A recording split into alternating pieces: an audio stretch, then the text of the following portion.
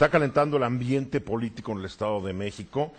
Ayer hablé con el aspirante a la precandidatura a la gubernatura del Estado por el PRI, con Alfredo del Mazo Maza, porque además no pueden decir que son candidatos, son aspirantes a la ley, en serio, ojalá cambien esta ley electoral que es francamente absurda y ridícula, porque uno no les puede preguntar qué proponen, porque no hay, no nomás le pueden hablar a los delegados de su partido, o sea, es una payasada.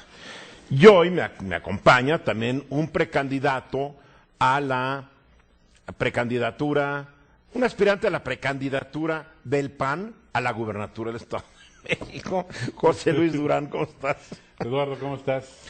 ¿Cómo va? ¿Precandidato registrado? ¿Ya eres precandidato? O sea, ya no es...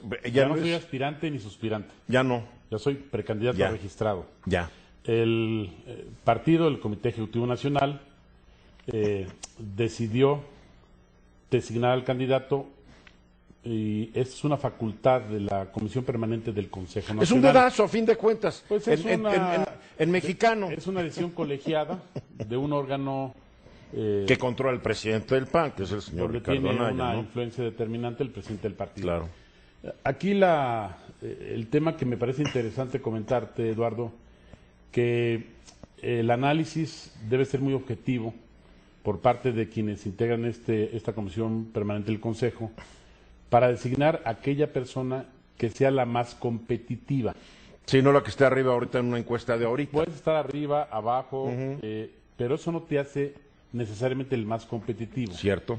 Yo he empezado campañas como la del 99 en tercer lugar. Muy bien. Arriba de mí estaba Higinio Martínez del PRD, 10 puntos, y pues lo pasé y luego quedamos con el PRI muy cerca. Es decir, la competitividad no es una fotografía como una encuesta, sino la competitividad es qué tan capaz eres de poder remontar un resultado. De hacer una buena campaña. De hacer ¿no? una buena campaña, de unir al partido, porque está claro que un partido dividido, confrontado, va debilitado un proceso.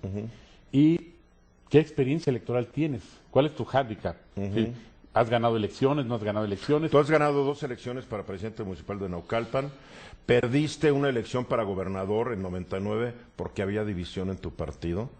Que si no la hubiera habido, capaz de que hubiera sido otra historia y Montiel hubiera quedado ahí en la historia. No sabemos, lo hubiera, ¿no? Pero ya fui sabes. En el 87, Eduardo, el candidato a diputado local con el mejor porcentaje de los 34 candidatos del PAN. Fui el más competitivo de los 34 que postuló el PAN en aquella elección. Y hace 30 años. En 87, hace 30 años. Es decir, en todas mis elecciones he dado buenos resultados, he ganado muchas, y donde no he ganado he estado muy cerca de lograr el triunfo. Pero además tengo experiencia en órganos electorales, tengo experiencia en coordinar campañas. Te recordarás que coordiné la campaña de Diego Fernández de Ceballos. Lo recuerdo. En el año 94. Fue una campaña que nos permitió pasar de 3.8 millones con Cloutier a casi 10 millones de votos con Diego Fernández. Ahí me tocó llevar a cabo la coordinación.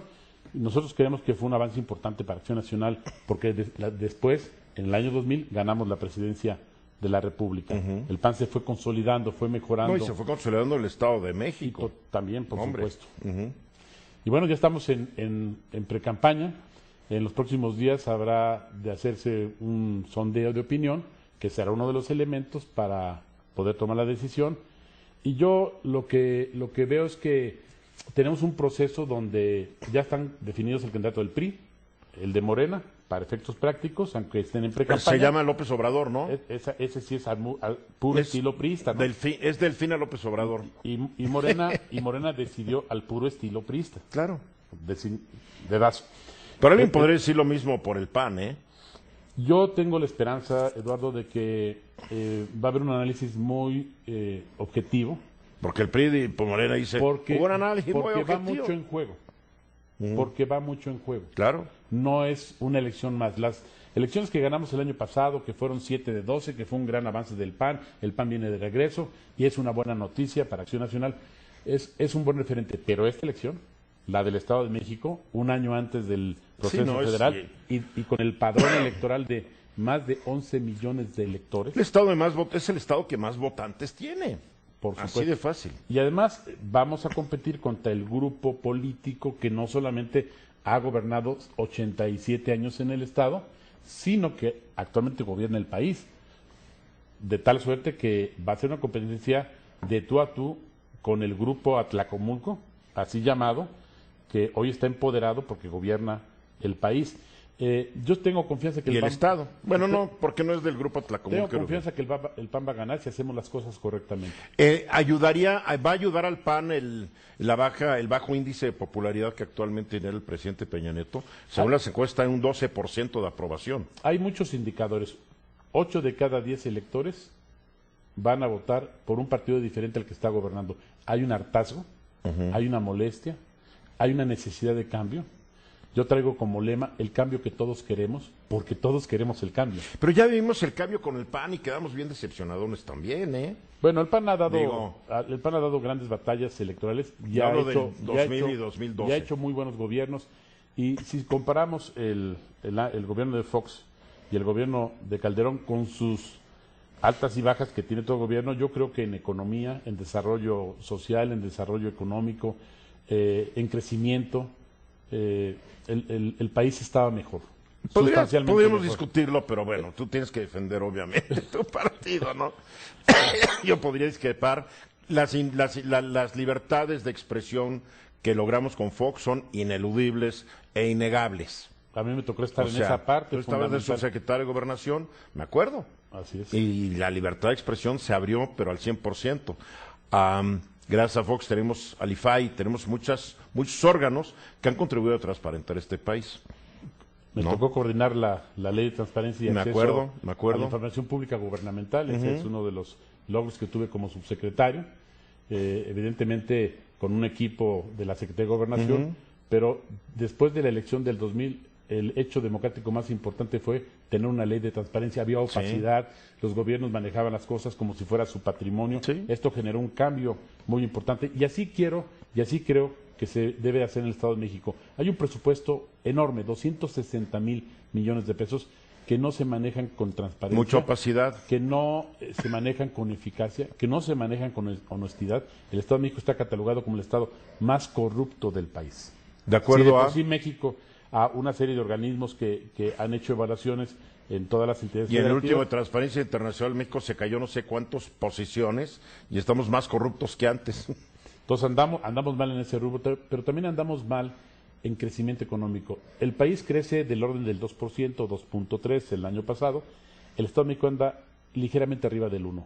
Es un Estado que no crece. Tenemos contra el 7% en Guanajuato. Y contra el 11% en Aguascalientes. Que gobierna el PAN. Y Querétaro, y donde gobierna el PAN, los crecimientos han sido sustancialmente mayores a la media nacional. El Estado de México no. El Estado de México viene rezagado, pero se viene rezagando año con año. ¿Debido a qué? ¿Y esto qué genera, Eduardo? Que aumente la pobreza, que no haya oportunidades para jóvenes y mujeres, que salen los muchachos de las universidades, de las escuelas, y no encuentran una opción de trabajo, y cuando la encuentran está muy mal pagada. Es decir, el Estado de México, que debería ser el Estado pujante, el Estado emblemático, el Estado motor de la economía del país, por su población, por estar en el centro del país. Todas las carreteras importantes de México pasan por el Se Estado debe de estar México. creciendo más rápidamente. Mucho más. Logísticamente tiene una posición extraordinaria. El mercado interno de la zona metropolitana, 25 millones de habitantes, Sí. con una capacidad de compra importante, principalmente por la gente que vive en la Ciudad de México. Hay un contraste tremendo. Si tú ves el ingreso per cápita de un mexiquense y el ingreso per cápita de un habitante de la Ciudad de México, es diametralmente opuesto. Estamos hablando de algo así de 75,000 pesos el mexiquense contra más de 200,000 pesos el habitante de la Ciudad de México. O sea, que es una diferencia abismal. 3-1. ¿Dónde se va a definir la elección?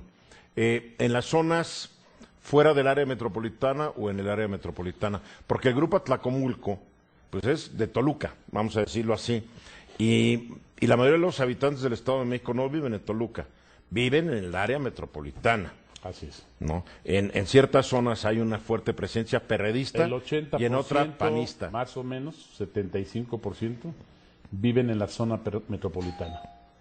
Tenemos la zona oriente, muy poblada, Nezahualcóyotl, Ecatepec, Chimalhuacán, Los Reyes, Chalco, Valle de Chalco, Chicoloapan, es la zona más poblada del estado. Luego otra zona que es el llamado Corredor Azul, Claro. Huixquilucan, Naucalpan, Tlalnepantla, Tzapán, Que los ha gobernado el Izcalli, PAN. el PAN en alguna otra ocasión. Y luego la zona metropolitana de Toluca. El sur y el norte del estado tienen poca población. Ahí se va a jugar la elección. Va a estar interesante. Vamos a esperar. ¿Cuándo se decide?